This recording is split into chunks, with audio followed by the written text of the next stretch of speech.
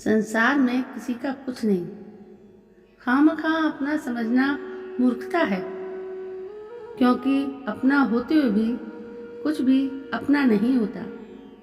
इसलिए हैरानी होती है, घमंड क्यों, किस लिए और किसका। कुछ रुपए दान करने वाला यदि ये कहे कि उसने ऐसा किया है तो उससे बड़ा मूर्ख और कोई नहीं।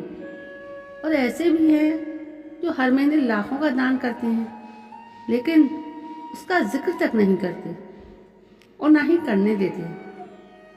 वास्तव में जरूरतमंद और पीड़ित की सहायता ही दान है, पुण्य है। ऐसे व्यक्ति पर सरस्वती की सदा कृपा होती है।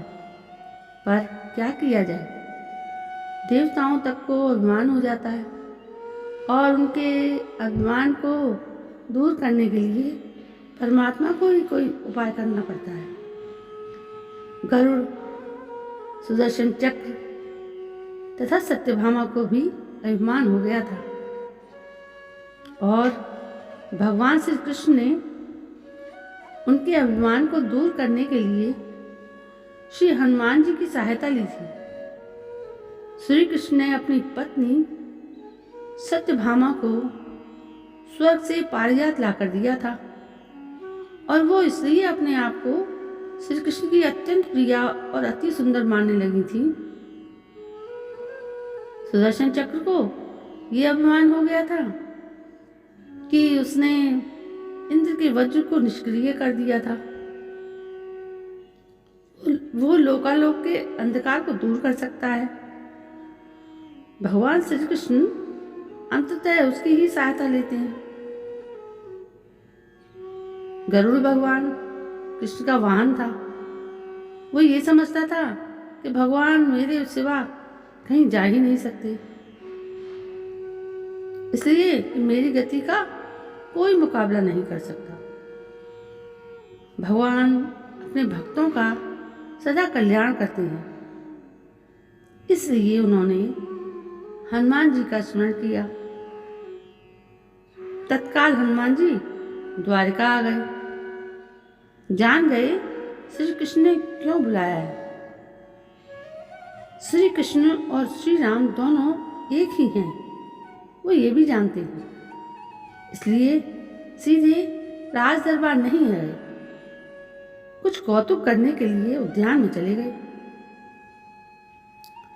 वृक्षों पर लगे फल तोड़ने लगे, कुछ खाए कुछ फेंके, वृक्षों को उखाड़ फेंका, कुछ तो तोड़ ही डाला, बाग वीरान बना दिया। फल तोड़ना और फेंक देना हनुमान जी का मकसद नहीं था। वह तो श्री कृष्ण के संकेत से कौतुक कर रहे थे। बात श्री कृष्ण तक पहुंची। किसी वानर ने राजोद्यान को उजाड़ दिया है, कुछ किया जाए। श्री कृष्ण ने गरुड़ को बुलाया, कहा जाओ सेना ले जाओ, उस वानर को पकड़ कर लाओ। गरुड़ ने कहा प्रभु, एक मामूली वानर को पकड़ने के लिए सेना की क्या जरूरत है, मैं अकेला ही उसे मजा चखा सकता हूं। कृष्ण मन ही मन मुस्कुरा दिए, जैसा तुम चाहो, लेकिन उसे रोको। जाकर वैनते गए, हनुमान जी को ललकारा, बाग क्यों उजाड़ रहे हो, फल क्यों तोड़ रहे हो, चलो तुम्हें श्री कृष्ण बुला रहे हैं। हनुमान जी ने कहा मैं किसी कृष्ण को नहीं जानता, मैं तो श्री राम का सेवक हूं। जाओ कह दो मैं नहीं आऊंगा। गरुड़ क्रोधित होकर बोला, तुम नहीं चलोगे तो मैं तुम्हें पकड़ कर ले जाऊंगा। हनुमान जी ने कोई उत्तर नहीं दिया। गरुड़ की अनदेखी कर दी, फल तोड़ते रहे। गरुड़ को समझाया भी, वानर का काम फल तोड़ना और फेंकना है, मैं अपने स्वभाव के अनुसार ही कर रहा हूँ। मेरे काम में दखल ना दो। क्यों झगड़ा मोल लेते हो? जाओ, मुझे आराम से फल खाने दो। गरुड़ नहीं माना। तब हनुमान जी ने अपनी पूंछ बढ़ाई और गरुड़ को दबोच लिया। उसका घमंड दूर करने के लिए कभी पूंछ को ढीला कर देते, गरुड़ को कुछ सांस लेने देते, और जब कसते तो गरुड़ के मानो प्राण ही निकल रहे हों। हनुमान जी ने सोचा, भगवान का वाहन है, प्रहार भी नहीं कर सकता, लेकिन इसे सबक तो सिखाना ही होगा। पूंछ को एक जोर का झटका दिया और गरुड़ को दूर समुद्र में फेंक दिया। बड़ी मुश्किल से वो गरुड़ दरबार में पहुंचा। भगवान को बताया, वो कोई साधारण वाहन नहीं है, मैं उसे पकड़कर नहीं ला सकता। भगवान मुस्कुरा दिए। सोचा, गरुड़ का घमंड तो दूर हो गया, लेकिन अभी इसके वेग के घमंड को चूर और करना है। श्री कृष्ण ने कहा, गरुड़ हनुमान श्री राम जी का भक्त है, इसलिए नहीं आया। यदि तुम कहते कि श्री राम ने तुम्हें बुलाया है तो फौरन भागे चला आता। हनुमान अब मलय पर्वत पर चले गए हैं। तुम तेजी से जाओ और उससे कहना कि श्री राम ने तुम्हें बुलाया है। तुम तेज उड़ सकते हो, तुम्हारी गति बहुत तेज है, उसे साथ में ही लेके आना। गरुड़ वेग से उड़े और मलय पर्वत पर पहुंच गए।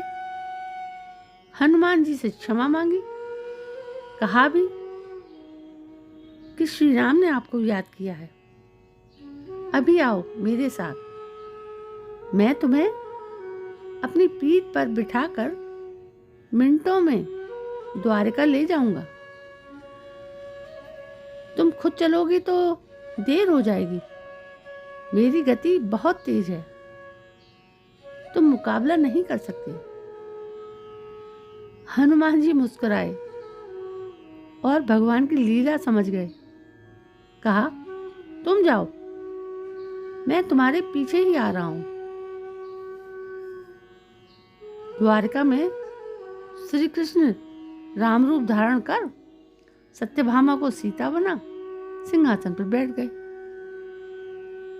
और सुदर्शन चक्र को आदेश दिया कि द्वार पर रहना, कोई बिना आज्ञा अंदर ना आने पाए।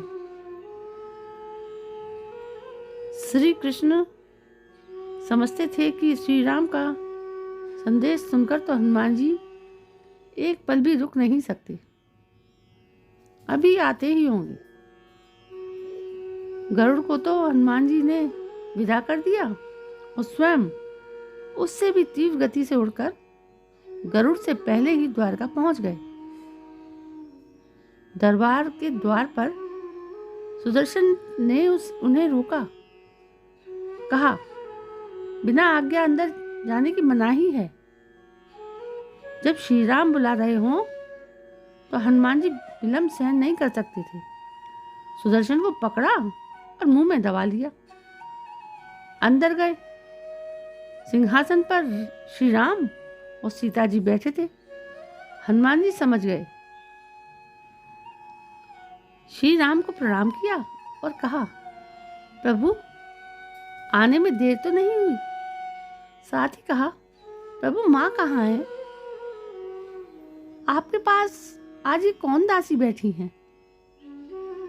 सत्यभामा ने सुना तो लज्जित हुई, क्योंकि वो समझती थी कि कृष्ण द्वारा पारिजात लाकर दिए जाने से वो संसार की सबसे सुंदर स्त्री बन गई हैं। सत्यभामा का घमंड चूर हो गया और उसी समय गरुड़ तेज गति से उड़ने के कारण हाँफते हुए दरबार में पहुंचे। सांस फूल रही थी। थके हुए से भी लग रहे थे। और हनुमान जी को दरबार में देखा तो वो चकित हो गए। मेरी गति से भी तेज गति से हनुमान जी दरबार में पहुंच गए। लज्जा से पानी पानी हो गए। गरुड़ के बल का और तेज गति से उड़ने का घमंड चूर हो गया। श्री राम ने पूछा, हनुमान तुम अंदर कैसे आ गए? किसी ने रोका नहीं? रोका था भगवान सुदर्शन ने। मैंने सोचा आपके दर्शन में विलंब ना हो जाए, इसलिए उससे उलझा नहीं। उसे मैंने अपने मुंह में दबा लिया था। और यह कहकर हनुमान जी ने मुंह से सुदर्शन चक्र को निकालकर प्रभु के चरणों में डाल दिया। तीनों के घमंड चूर हो गए। श्री कृष्ण यही तो चाहते थे।